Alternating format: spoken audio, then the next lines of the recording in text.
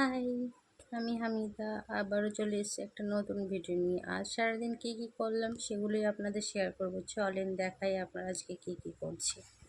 তো আজকে দেখেন সকাল সকাল ঘুম থেকে উঠে পড়ে দেখি যে মেয়ে সব এগুলো ফেলে কি করেছে, খেলা করেছে। আমি রান্না করছিলাম কারণ বর কাজে যাবে, তার জন্য দিয়ে বিছানা টিছানা এগুলো পরিষ্কার করে নিলাম। পরিষ্কার করা তো হয়ে গেছে, কারণ একটু পর আবার যা তাই হয়ে যাবে। ছোট বাচ্চা থাকলে যা হয়, আমি তো খুবই কষ্ট হয়, সারাদিন কত করব তাই না। তারপর আজ দেখি আবার বৃষ্টি পড়ছে।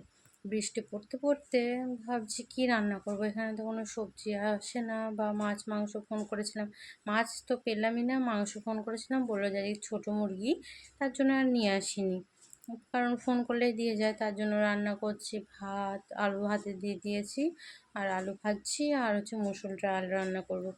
কিছু তো করতে হবে, কারণ খুবই অসুবিধায় আমাদের এখানে। আসে সবজিওয়ালা, আসে না, আমাদের পাড়াটায় আসে না, ভিতরের দিকে হয়তো আসে।